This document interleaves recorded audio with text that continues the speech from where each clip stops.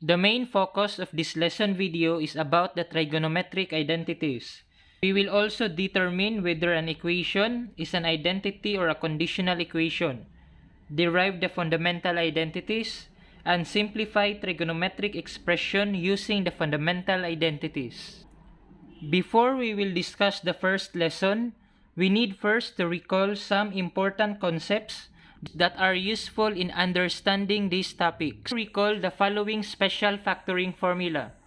To verify whether these examples qualify for our special factoring formula, we need to evaluate their characteristics. For the first given, x squared plus 4x plus 4, the square root of the x squared is x, and the square root of the last term 4 is 2. And 2x is half of our middle term, which is 4x. Therefore, this is a perfect square trinomial. To get the factor of this expression, just get the square of the first term plus the square of the last term and put squared. For the second expression, since the middle term is negative, so we will be applying this formula. Verify first. Square of the first is x, square of the last is 3, and 3x is half of the middle term. So we can apply this formula. Square of the first, that is x, square of the last, which is 3. Since this is negative, so this is also negative. For the difference of squares, we will verify first if the first term and the second terms are perfect squares. 4x squared. The square root of 4x squared is 2x.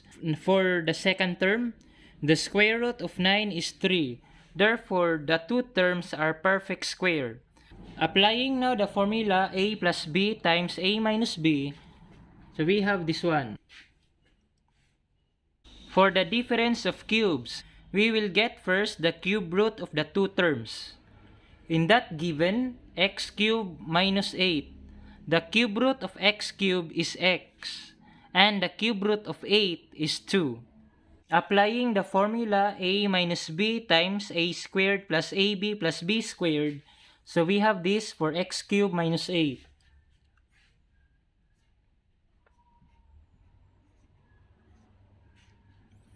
For our first, we will square the first, which is x, multiplying a and b, that is x times 2, that is 2x, and square the last 2, so this is 4. And for the sum of cubes, we will get now the cube root of x cubed and the cube root of 27. And the cube root of x cubed is x, and the cube root of 27 is 3. Applying the formula,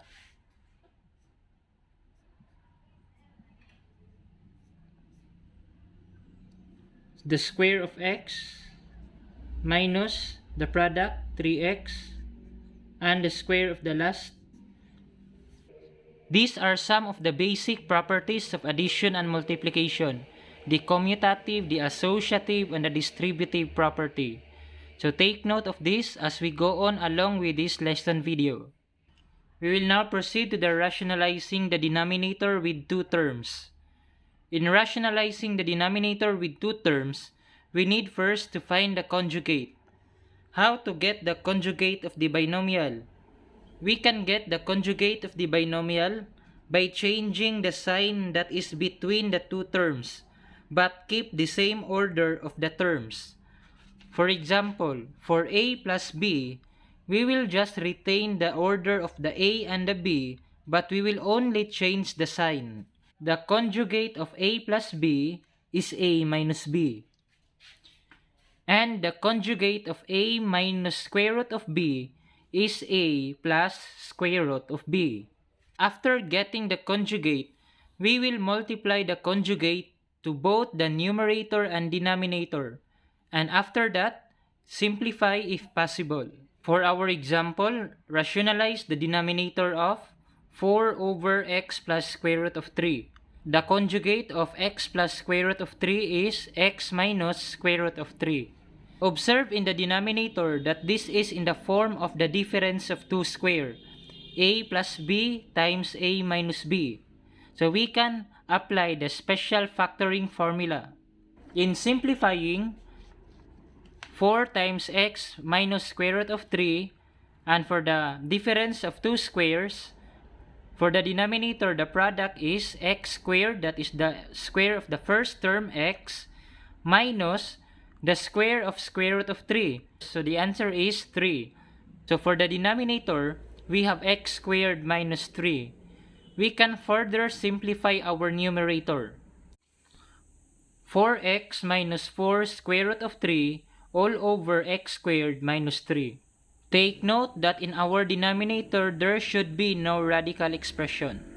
For fractional exponent, the square root of 2 has the same value with 2 raised to the power of 1/2.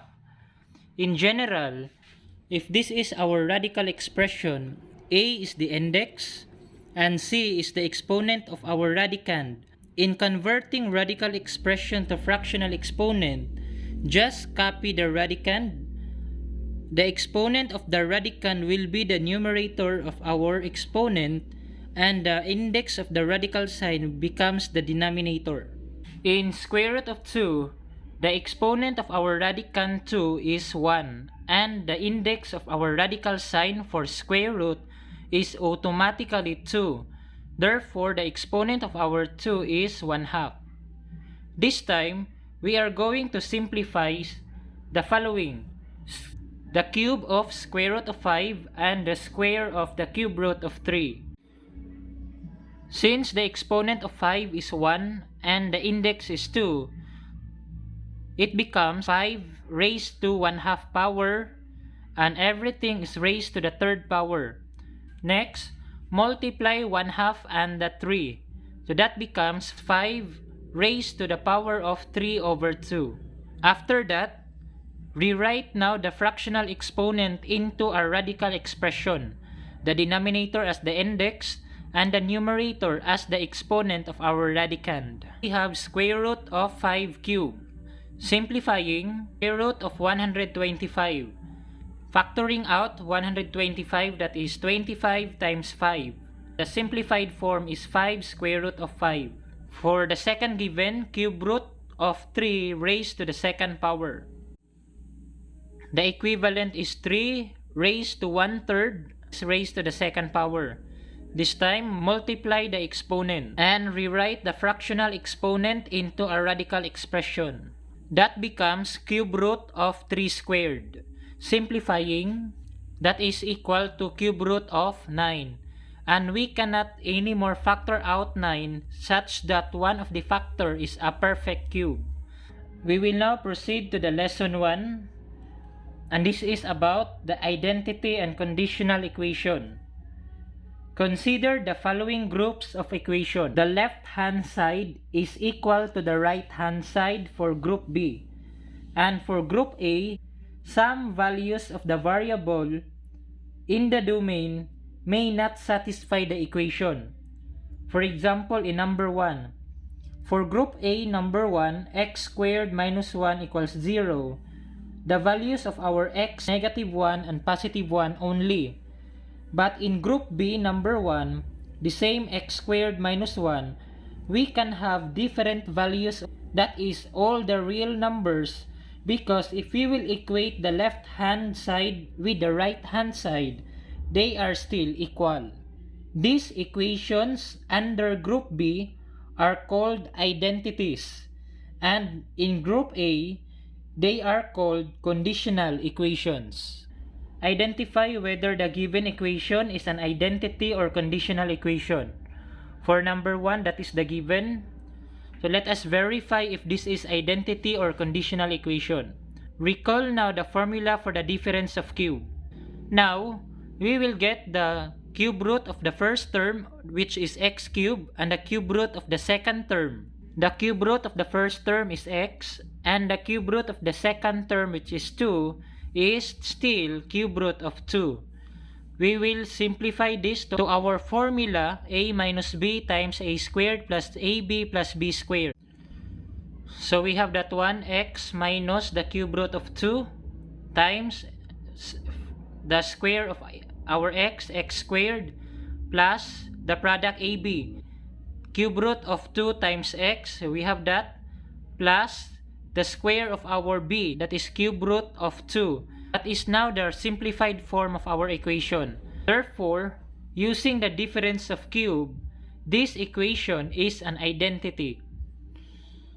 In this given, we can verify this equation by using a specific angle.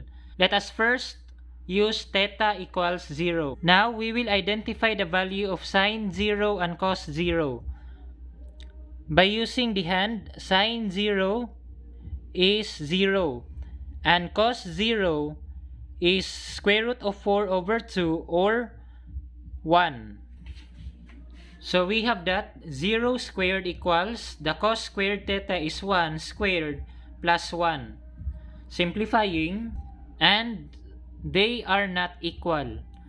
Therefore, this equation is not true to all values of theta. For the third equation, sin theta equals cos theta minus 1. Again, let us verify this by using a specific theta. Let us first consider theta equals 0. And sine 0 is 0 and the cosine 0 is 1. Therefore, if theta equals 0, the equation is true. Let us now consider another theta equals pi. And the coordinate in the unit circle for our pi rad is -1, 0. Therefore, the sine theta is 0 and the cos theta is -1. Simplifying their values, we have 0 is not equal to -2. Therefore, this equation is not true to all. With that, we can consider this equation as a conditional equation. And for the last equation, let us verify this by rationalizing the denominator. That is the conjugate of 1 plus square root of x. We will now multiply the numerator and the denominator. Since the two values of the numerator are identical, so we can just copy the numerator then square it. And for the denominator, this is the difference of square. Let us simplify further the numerator. Square the first term, that is 1, twice the product of the first and the second, that is -2 square root of x. And square the square root of x, that becomes x. So for the numerator, 1 minus 2 square root of x plus x, all over 1 minus x. Therefore, this equation is an identity. Since we know already the distinction between the identities and the conditional equations, we will now proceed to the fundamental identities in trigonometry. On this table, we have the 8 fundamental identities. Why they are called fundamental? Because in trigonometry, we have lots of identities. Those identities can be verified and proven by using these fundamental identities. What are these fundamental identities? The reciprocal identities, the quotient identities, and the Pythagorean identities. And since they are called identities, these are true for all values of the theta. To easily remember these fundamental identities, a special diagram will help you to do that. Some call this diagram as a magic hexagon, others call this as tan sin cos hexagon. To build this diagram, let us remember that tan theta equals sin theta over cos theta. We will now write the function tangent, sine, and cosine in order, starting from that vertex with an arrowhead, and the rotation is clockwise. Right after that, we will write to the opposite vertex their respective inverses. For tangent, the inverse is cotangent. For sine, that is cosecant. And for the cosine, secant. This is now the complete form of our hexagon, and this will be our guide in familiarizing the fundamental identities. Take note that at the right side of the hexagon are the co-functions. Those are the cosine, the cotangent, and the cosecant. And most importantly, in between the diagonals of this hexagon lies a certain number 1. We are now ready to manipulate this hexagon in identifying the different fundamental identities. Let's start with the quotient identities. We can get these quotient identities by following around the hexagon either clockwise or counterclockwise. For example, for tangent theta, if we will do the clockwise direction, so this tangent theta for the quotient identities, this is equal to the sine theta over cosine theta. So from tangent, sine over cosine. Another example, for secant theta, starting from this secant, the quotient identities for secant theta is equal to tangent over sine theta. Those are example of the identities by using the clockwise direction. This time, we will also try to use the counterclockwise direction. For cotangent theta, for the counterclockwise direction, that is equal to cosine over sine theta. And for another quotient identities for tangent theta, using counterclockwise direction, that is secant theta over cosecant theta. For your activity for the quotient identities, find the respective identities using clockwise and counterclockwise direction. Meaning to say, in every number for quotient identities, you should have two answers. We will now proceed to the product identities. The hexagon shows that a function between any two functions is equal to them multiplied together. For tangent theta in product identities, since tangent is in between sine and the secant, therefore the product identities for tangent theta is sine theta times secant theta. Can we have tan theta equals secant theta sine theta? The answer is yes, because in multiplication, it has the commutative property. Remember, the A times B is equal to B times A. For secant theta, secant is in between the tangent and the cosecant. Therefore, for the product, that is the product of tangent and cosecant. In your activity, specifically in number 3, other identities, you need to get their product identities. Another identities are the reciprocal identities. In getting the reciprocal identities, you need to use the diagonal starting from the function, passing through the 1 at the middle, and going to the opposite side of the diagonal. For example, for cotangent theta, we will be using the diagonal passing through 1. So this is equal to 1 over the opposite tangent. For cosecant theta, passing 1 over sine theta. And lastly, for Pythagorean identities, we can still use this hexagon to familiarize the 3 Pythagorean identities. Just look at the triangle with a dotted line and the direction is clockwise. And also remember that in Pythagorean identities, all the functions are squared. Let's start with the first triangle. So this is from sine, cosine to 1. First Pythagorean identities is sine squared theta plus cos squared theta equals 1.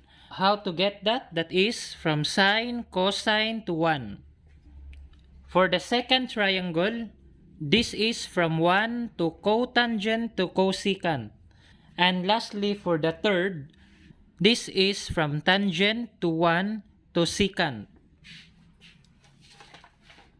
These 3 equations are the so-called Pythagorean identities. In this kind of identities, we can still modify the equation by getting some additive inverses. For example, in sine squared theta plus cos squared theta equals 1, this is equal to sine squared theta equals 1 minus cos squared theta. And for this equation, we can have 1 equals secant squared theta minus tan squared theta. My dear students, kindly familiarize these fundamental identities because we will be using this in proving identities in the next modules. And also this will be the focus of our oral recitation for this week. We will now proceed in simplifying trigonometric expressions.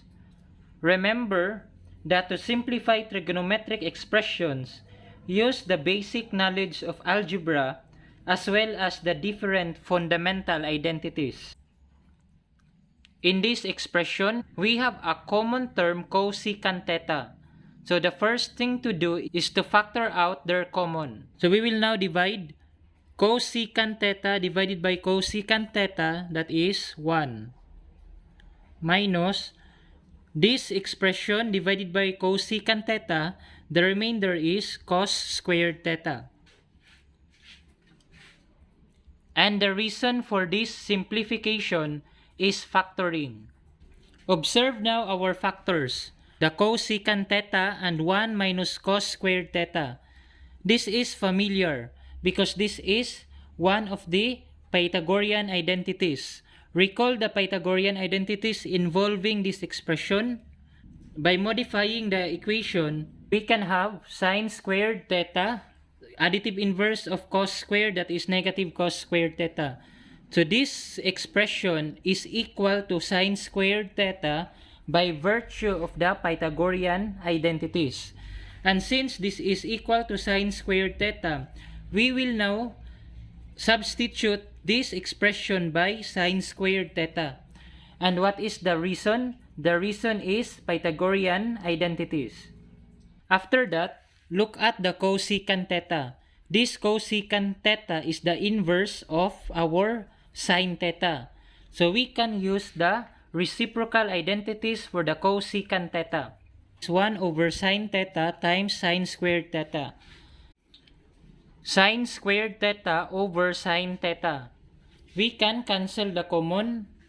This is only 1 sine and the numerator has 2 sine. Just cancel the 2 and retain 1 of that sine. The final answer for this is sine theta. For the second given, the square of sine theta plus cos theta plus the square of sine theta minus cos theta. We will now apply the squaring of binomial. In this side, square the first term, that is sine squared theta. Twice the product of the first and second, 2 sine theta cos theta. Square the last term, cos squared theta. For the second, square the first term, this is sine squared theta. Twice the product of the first and second, minus 2 sine theta cos theta. Square the last term, positive cos squared theta. The reason for this expansion is multiplication. After regrouping the terms, take note that this is positive and this is negative. So we can cancel this out. Recall now what is the sine squared theta plus cos squared theta. This is a Pythagorean identities, and the sum of this identity is equal to 1. That's the reason why we have 1 plus 1. Simplifying further, this is equal to 2. Aside from simplifying trigonometric expression, those fundamental identities can also be used in finding the values of the other functions, given by only one function. In this given, cosecant theta equals 5 over 3 and theta is greater than pi over 2 but less than pi. Therefore, the theta lies in quadrant 2. And in quadrant 2, remember the asymptote. In quadrant 2, only sine and its inverse are positive. The cosecant theta is also positive in quadrant 2. Let us now get the other values of the function using the different fundamental identities. Let's start with the reciprocal identities of the cosecant theta. Sin theta is equal to 1 over the cosecant theta. So we have 1 times the reciprocal of 5 over 3 is 3/5. So the sin theta is 3/5. Since we have now the value of sin theta, we can get the value of another function by using the Pythagorean identities involving sin theta. After going through the process, we can have later the value of our cos theta. So let's do the substitution. The value of sin theta is 3/5. So just substitute that and raise it to the second power. Plus cos squared theta equals 1. So we have 9 over 25 plus cos squared theta equals 1. Additive inverse of 9 over 25, that is negative 9 over 25. To remain cos squared theta on the left side. 1 minus 9 over 25 is 16 over 25. To get the value of our cosine theta, and since cosine in quadrant 2 is negative, therefore cosine theta is negative 4/5. Since we have now the value of cosine theta, we can get the inverse of cosine, which is secant theta, using the reciprocal identity.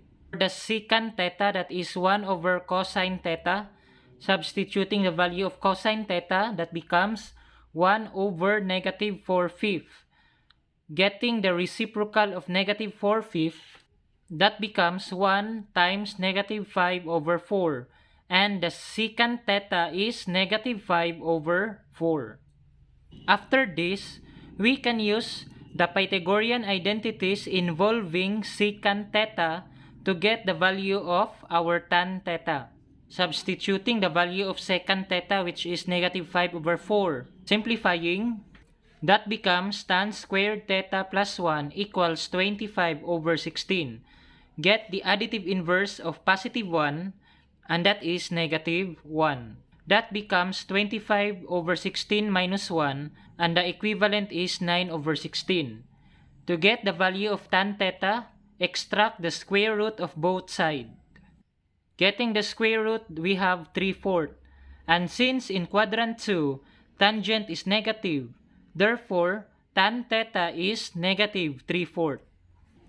And lastly, to get the cotangent theta, we can use the reciprocal identity involving tan theta.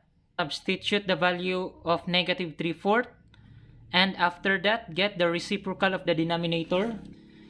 Therefore, the cotangent theta is negative 4 over 3.